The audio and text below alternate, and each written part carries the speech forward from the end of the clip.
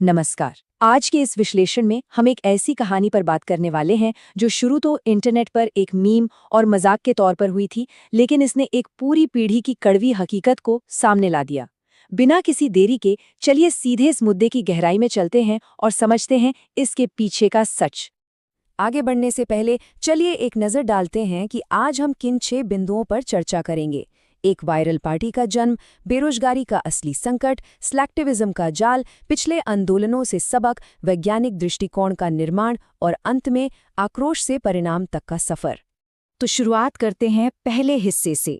एक viral party का जन्म, वो चिंगारी जिसने पूरे इंटरनेट को सुलगाकर रख दिया।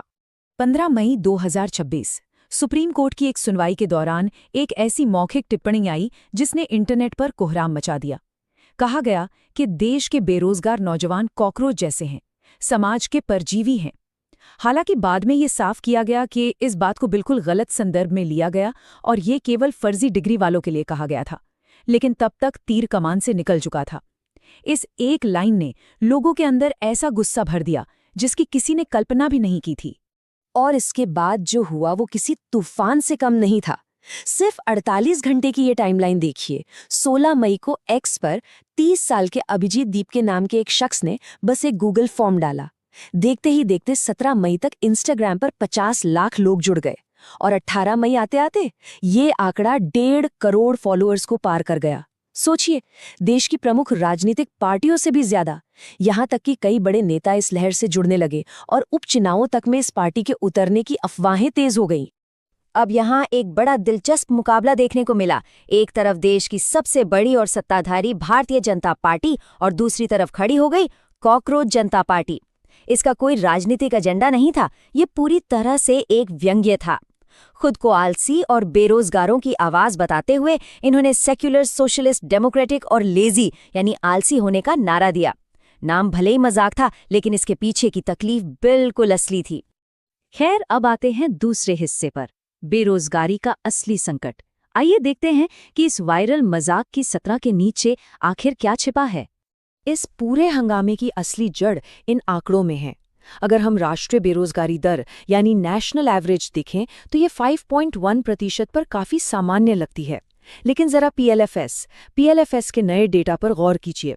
युवाओं की बेरोजगारी दर सीधे 15.2% पर बैठी है, और अगर हम सिर्फ शहरी युवाओं की बात करें तो ये आंकड़ा 17.8% की ऊंचाई को छू लेता है।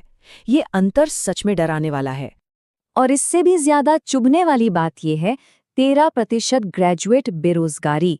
मतलब हाथ में डिग्री है, पढ़ाई पूरी कर ली है, फिर भी नौकरी नहीं है। और शहरी युवा महिलाओं के मामले में तो हालात और भी चिंताजनक हैं, क्योंकि वहां ये आंकड़ा 20% को भी पार कर जाता है। लेकिन मामला सिर्फ नौकरियां ना होने का नहीं है। एक और बड़ी समस्या है जिसे अनएम्प्लॉयबिलिटी कहते हैं। मर्सर मिटल के इंडेक्स के मुताबिक हमारे 57.4% ग्रेजुएट्स में वो स्किल्स ही नहीं है जिनकी आज इंडस्ट्री को जरूरत है। आधे से ज्यादा युवा।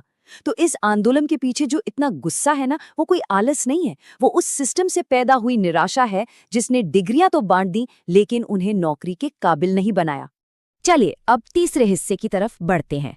स्लैक्टिविज्म का जाल, वो स्थिति जब इंटरनेट का गुस्सा बस भाप बनकर उड़ जाता है। एकेडमिक दुनिया में इस तरह के ट्रेंड्स को स्लैक्टिविज्म कहा जाता है। इसका सीधा सा मतलब है कुछ देर के लिए जज्बाती होना और ऑनलाइन हिस्सा लेना। 30 सेकंड का समय निकालकर एक गूगल फॉर्म भर देना और असल दुनिया में जमीन पर उतरकर लोगों को संगठित करना, ये दोनों बिल्कुल अलग चीजें हैं। अगर इस भावना को सही दिशा नहीं मिली तो यह बहुत जल्दी खत्म हो जाती है। और यही इस आंदोलन की सबसे बड़ी कमजोरी भी है। ये बिना किसी नेता और बिना दिशा का एक नेटवर्क है। हम सब जानते हैं कि इंटरनेट के गुस्से की शेल्फ लाइफ बहुत छोटी होती है। आज है, कल नहीं। अगर किसी आंदोलन की पूरी पहचान सिर्फ शिकायत और आलस पर टिकी हो और सारा फोकस सिर्फ प्रॉब्लम पर हो, सॉल्यूशन पर नहीं, तो बिना किसी मजबूत संस्थागत ढांचे के ये सारी एनर्जी देखते ही देखते हवा हो जाएगी। इसी बात को और गहराई से समझने के लिए चौथे हिस्से पर आते हैं, पिछले आंदोलनों से सबक। आइए इतिहास की कुछ चेतावनियों पर नजर डालते हैं। इतिहास गवाह है कि सिर्फ ऑनलाइन भीड़ जुटाना काफी नहीं होता। 2011 के इंडिया अगेंस्ट करप्शन आंदोलन को ही देख लीजिए। पूरा देश सड़कों पर था, फिर भी लोकपाल कानून पास होने और पहली नियुक्ति होने में 8 साल लग गए। अरब स्प्रिंग का उदाहरण भी है, जहां सोशल मीडिया के दम पर सरकारें तो गिर गईं, लेकिन मजबूत ढांचा ना होने से अस्थिरता आ गई और पुराने सिस्टम फिर लौट आए। यही बात कॉकरोच जनता पार्टी पर भी लागू होती है।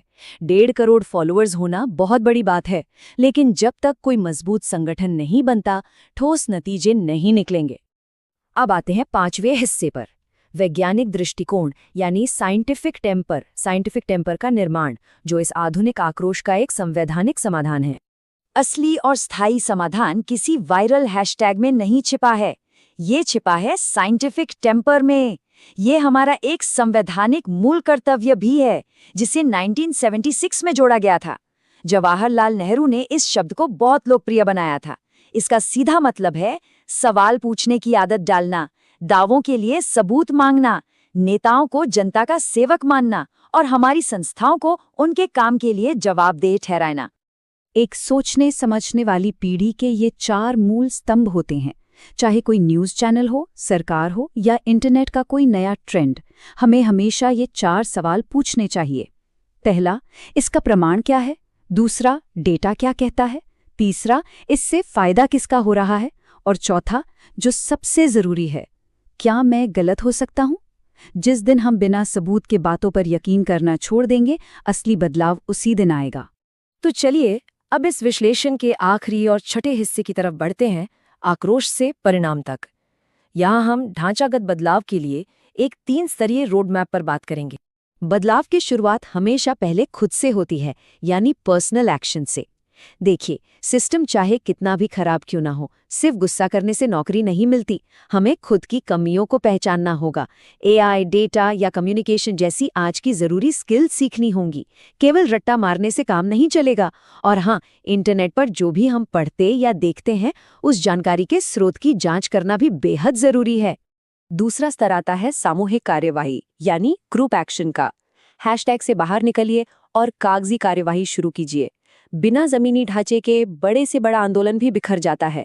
इसलिए वोट डालना, आरटीआई के जरिए सवाल पूछना और अपने जज्बाती नारों को एक ठोस पॉलिसी की मांग में बदलना बहुत जरूरी है। जब तक ऑफलाइन काम नहीं होगा, ऑनलाइन की कोई कीमत नहीं। और सबसे बड़ा और तीसरा स्तर है सिस्टमैटिक एक्शन, यानी ढांचागत कार्यवाही। ये एक लंबा रास्ता है। नई शिक्षा नीति 2020 की तरह हमें अपनी शिक्षा प्रणाली को ऐसा बनाना होगा जो सवाल पूछना सिखाए। फोकस सिर्फ डिग्रियां बांटने पर नहीं, बल्कि रोजगार के काबिल युवा तैयार करने पर होना चाहिए। और सबसे अहम बात, अपने ही गुस्से में आकर न्यायपालिका या चुनाव आयोग जैसी स्वतंत्र संस्थाओं को तोड़ने के बजाय उन्हें और अधिक पारदर्शी और मजबूत बनाना होगा। यहाँ थोड़ा रुककर सोचिए, जिस जीव के नाम पर यह पूरा आंदोलन शुरू हुआ, उस कॉकरोच की सबसे बड़ी जैविक खासियत क्या है? वो बस किसी भी परिस्थिति में अपना अस्तित्व बचाए रखता है, महज जीवित रहता है। लेकिन क्या हमारा मकसद सिर्फ एक कॉकरोच की तरह किसी तरह सर्वाइव करना होना चाहिए? बिल्कुल नहीं। सिर्फ जिंदा बचे रहना कोई लक्ष्य नहीं है, बल्कि एक आलोचनात्मक विचारक, एक क्रिटिकल थिंकर के रूप में खुद को विकसित करना ही असली मंजिल है। ये जो वायरल आक्रोश है, ये केवल एक अलार्म की तरह है जिसने हमें जगाने का काम किया है।